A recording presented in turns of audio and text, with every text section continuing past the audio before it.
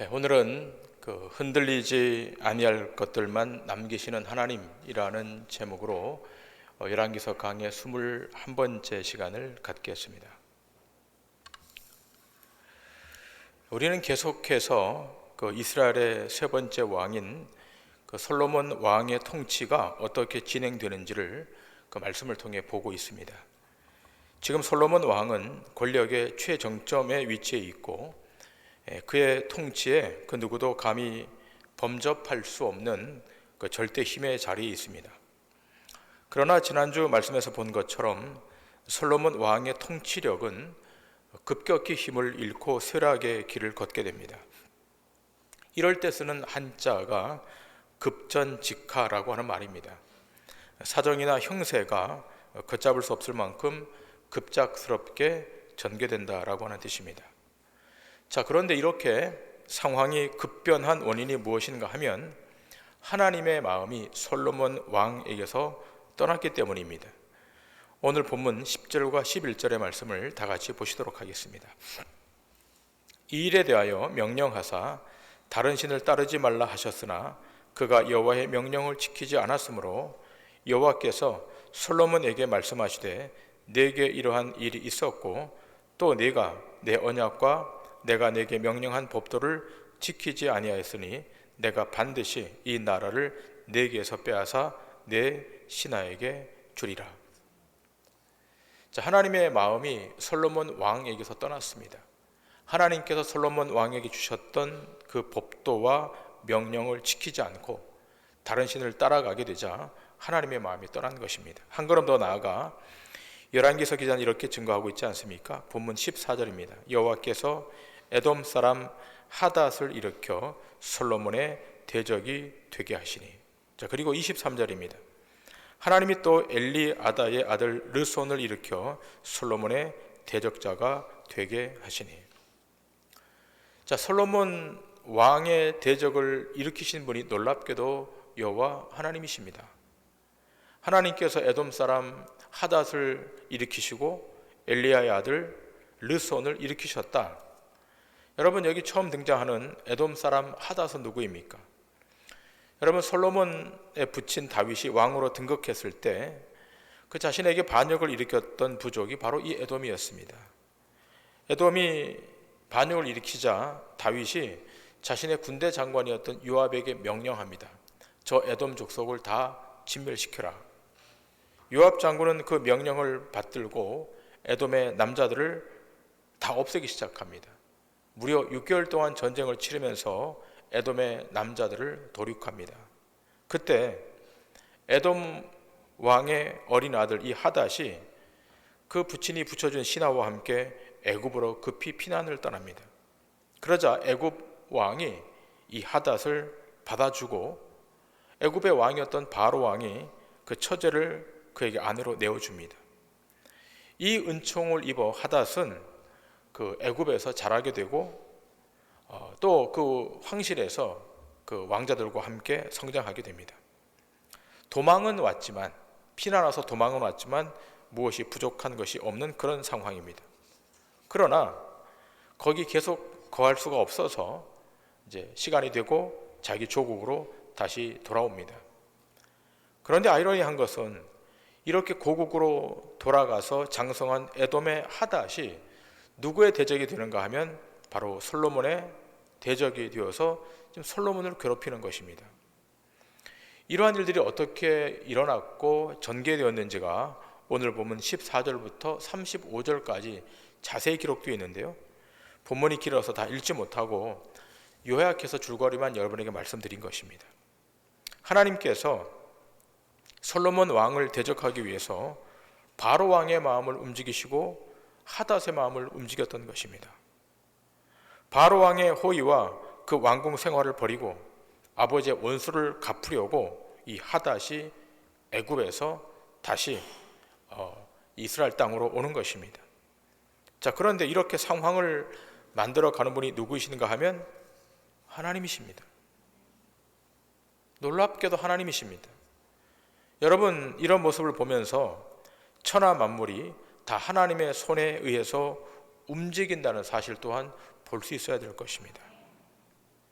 그러므로 우리에게도 어떤 대적들이 일어날 때 그것이 과연 누가 보낸지를 분별할 수 있는 지혜가 필요합니다.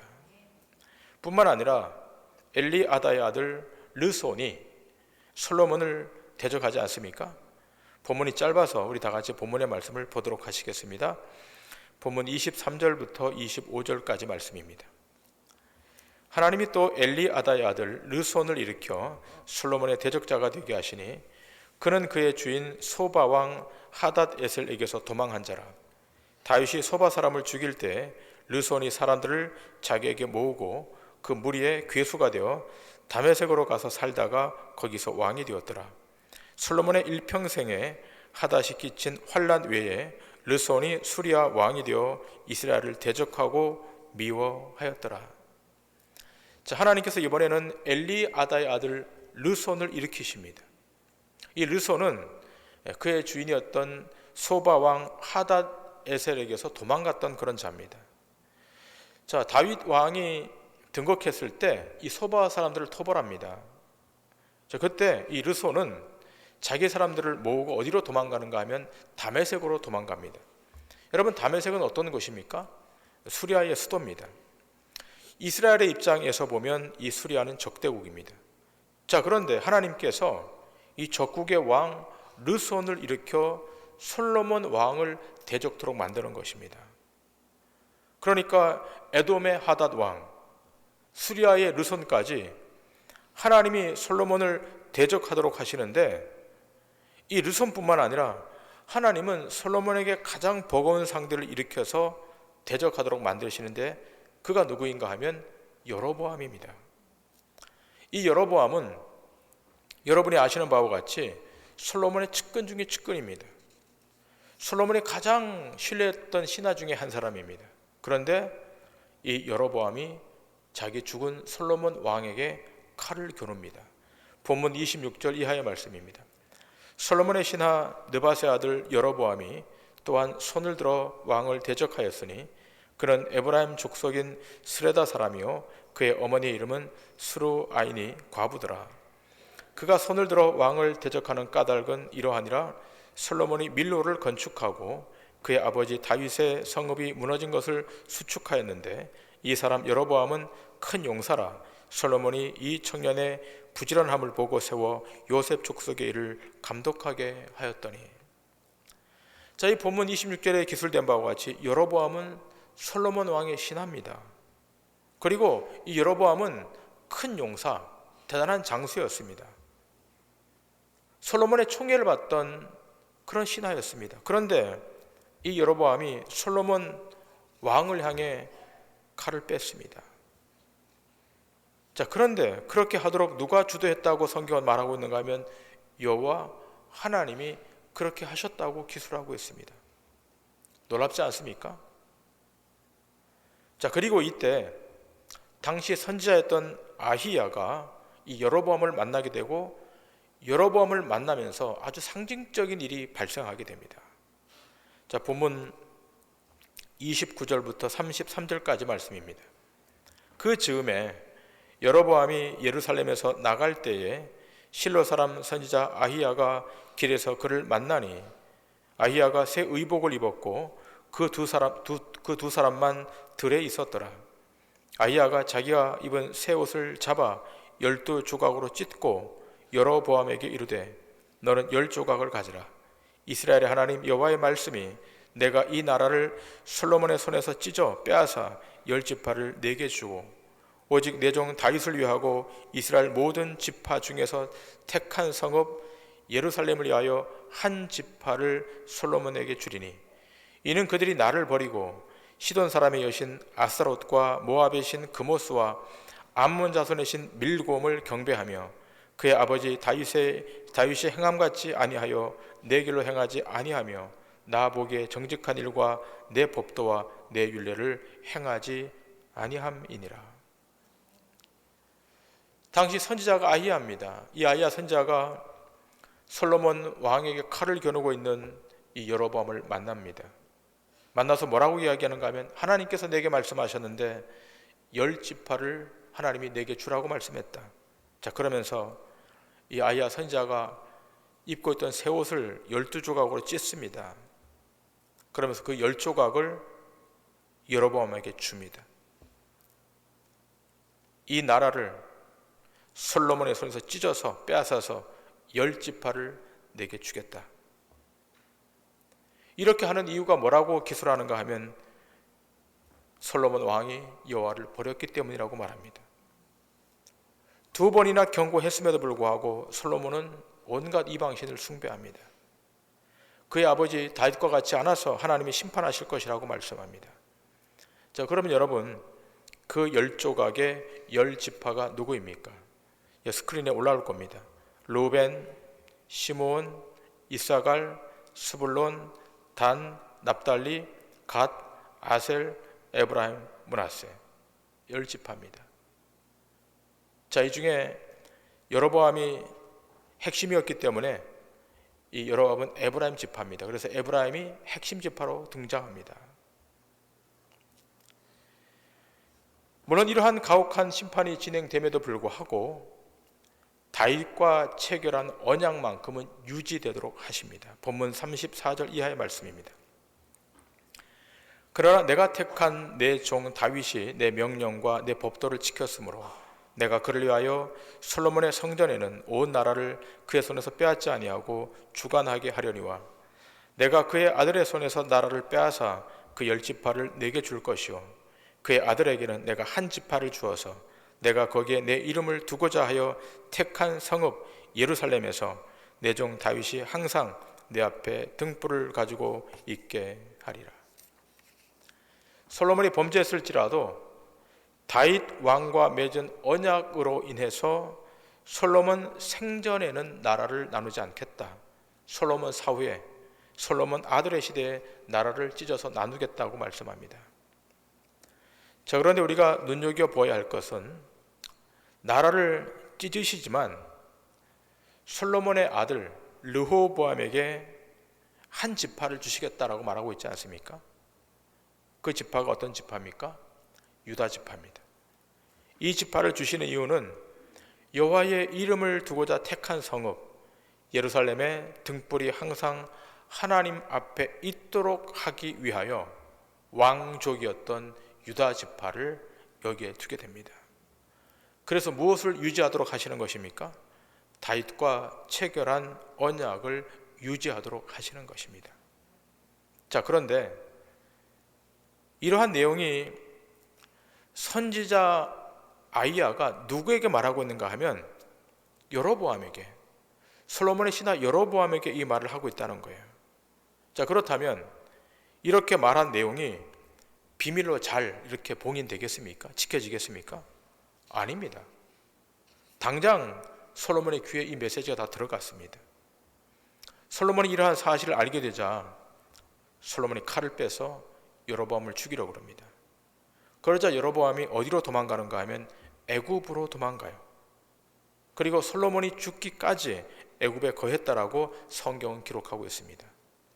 자, 그런데 보시기 바랍니다.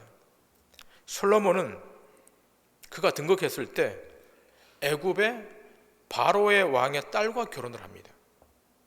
그렇다면 이렇게 여로보암이 애굽으로 도망갔을 때 애굽의 왕이 여로보암을 거두어 주는 것이 마땅합니까? 거두지 않는 것이 마땅합니까? 거두지 않는 것이 마땅하잖아요. 지금 솔로몬 왕과 애굽 왕은 사돈 관계입니다. 그런데 솔로몬의 신하였던 여로보암이 칼을 빼고 영모를 모의하고 있는데 어디로 도망갔는가 하면 애굽으로 도망갔습니다. 그러면 애굽 왕이 받아주지 않는 것이 온당한 처사일 것입니다. 하닷도 그렇고 여로보암도 그렇고 받아주지 않는 것이 마땅하지 않겠습니까? 그러나 우리의 생각과는 달리 애굽의 왕이 받아줍니다. 여러분, 이러한 모습을 보면 솔로몬이 아무리 정략적으로 바로의 왕의 딸과 결혼했다 할지라도 그러한 방법으로는 자신이나 자신의 나라를 지킬 수 없다는 것을 알게 됩니다. 이스라엘의 왕은 누가 지켜주셔야 됩니까? 하나님이 지켜주셔야 되는 겁니다. 그 왕권은 누가 보존해 주는 것입니까? 여호와 하나님이 보존해 주시는 것입니다. 지금 이 애굽 왕은 솔로몬의 대적자들을 적절하게 지금 이용하고 있는 겁니다. 그러나 이러한 일마저도 하나님께서 사용하고 있는 일인 거예요. 그 근거를 좀 보겠는데요. 이미 하나님은 사무엘 선지자에게 이렇게 말씀을 했습니다. 자, 사무엘하 7장 13절 이하의 말씀입니다. 사무엘서에 보게 되면 하나님께서 이 말씀을 하시는데요. 당시 선지자였던 나단 선지자에게 이렇게 말씀을 합니다. 그는 내 이름을 위하여 집을 건축할 것이요 나는 그의 나라 왕위를 영원히 견고하게 하리라. 나는 그에게 아버지가 되고 그는 내게 아들이 되리니 그가 만일 죄를 범하면 내가 사람의 매와 인생의 채찍으로 징계하려니와 내가 네 앞에서 물러나게 한 사울에게서 내 은총을 빼앗은 것처럼 그에게서 빼앗지는 아니하리라. 네 집과 네 나라가 내 앞에서 영원히 보존되고 네 왕위가 영원히 견고하리라 하셨다 하라. 여러분, 지금 이 말씀은 하나님께서 나단 선지자를 통해서 다윗 왕에게 하셨던 말씀이에요. 자, 이 말씀의 내용은 간단합니다. 내가 네 왕위를 영원토록 보존시켜 주겠다. 그러나 네 아들이 성전을 건축하고 왕궁을 건축하지만 내가 반드시 사람의 매와 인생의 채찍으로 징계할 것이다. 이미 하나님께서 나단 선지자를 통해서 다윗 왕에게 이야기했던 거예요. 이미 이야기했기 때문에 이 말씀은 실현되어야 되는 거예요. 하나님의 언약을 이루기 위해서는 징계가 필요한 것입니다. 여러분, 다윗 왕이 왕으로 등극했습니다. 그의 마음의 소원은 예루살렘 성전을 건축하는 것이었습니다. 자기 최대의 소원이었습니다. 그러나 하나님께서 막으십니다. 그리고 누구에게 그 성전 왕궁을 넘기는가 하면 솔로몬 왕에게 넘긴 거예요. 그 솔로몬 왕이 그 바통을 이어받아서 성전을 완공했습니다. 아름답게 완공했습니다. 그런데 그 이후가 문제입니다. 그 이후부터 완공된 성전 안에 우상들이 들어가기 시작합니다. 바알의 신상이 들어가고 여신 아스타롯의 신상이 들어가고 밀곰이 들어가고,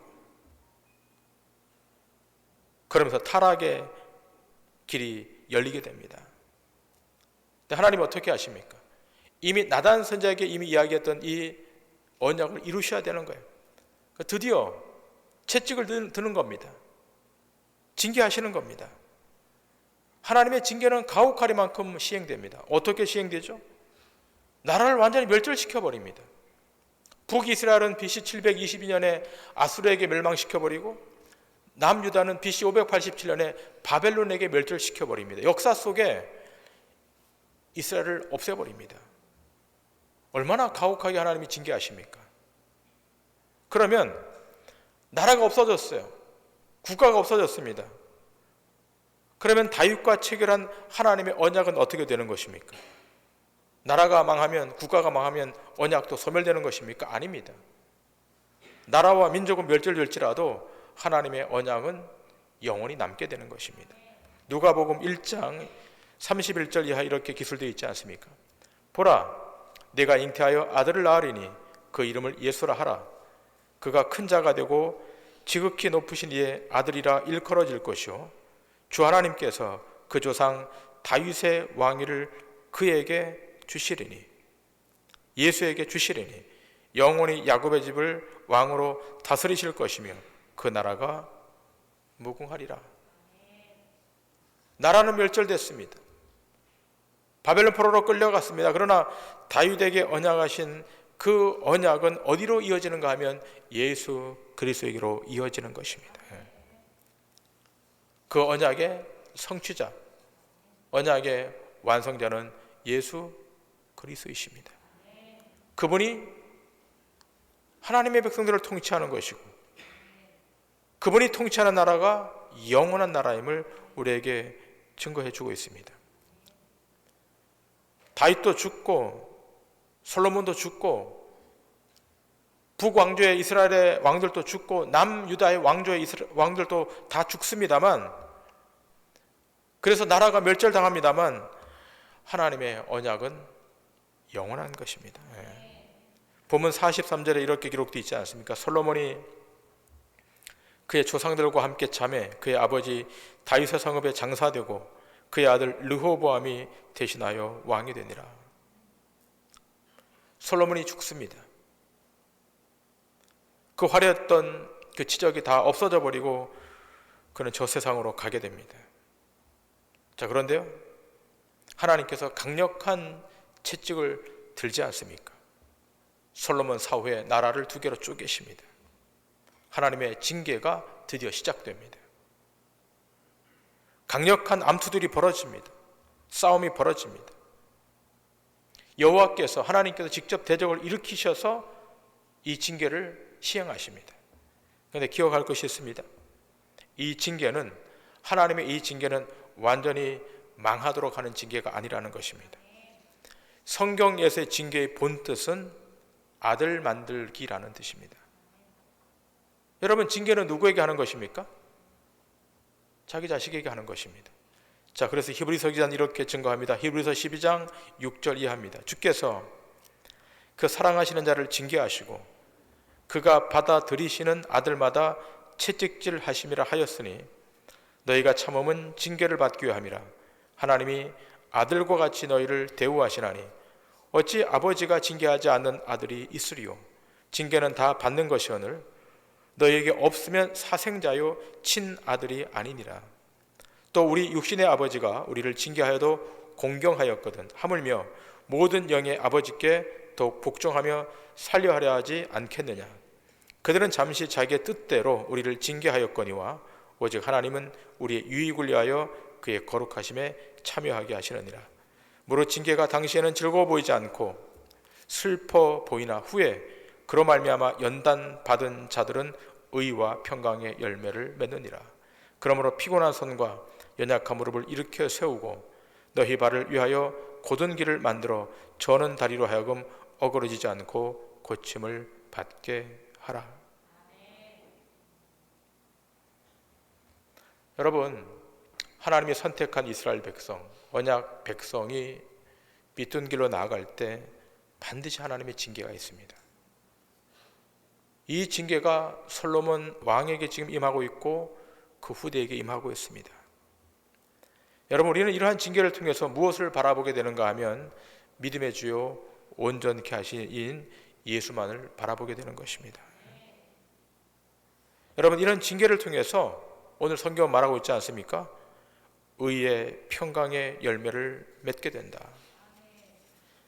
히브리서 기자는 이렇게 말씀의 끝을 맺고 있습니다. 히브리서 12장 26절부터 29절입니다. 그때에는 그 소리가 땅을 진동하였거니와 이제는 약속하여 이르시되 내가 또 한 번 땅만 아니라 하늘도 진동하리라 하셨느니라.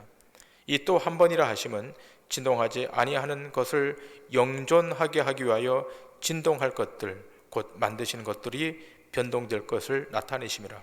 그러므로 우리가 흔들리지 않는 나라를 받았은즉 은혜를 받자. 이로 말미암아 경건함과 두려움으로 하나님을 기쁘시게 섬길지니 우리 하나님은 소멸하는 불이심이라. 하나님께서 자기 백성에게 징계하십니다. 막대기를 드셨습니다. 자, 그런데 어떻게 해요? 그렇게 흔드시는 이유가 있다는 것 아니겠습니까? 흔들리지 아니할 것들만 남기시기 위해서 그렇게 하시는 것입니다. 선택된 하나님의 백성에게는 남아 있어야 될 것이 남아 있어야 되는 겁니다. 여러분, 여러분의 생애 속에 뭔가 흔들리는 것이 있지 않습니까? 말하지 않아도 감각으로, 느낌으로 인식하고 있을 것입니다. 그런데 그것은 처음부터 흔들려야 했던 것들 아닌가 하는 것입니다. 하나님께서 우리 인생에 흔들도록 하시는 것은 영원한 것이 아님을 아셔야 됩니다. 영원한 것은 힘도 아니고 지위도 아니고 부귀영화도 아닙니다.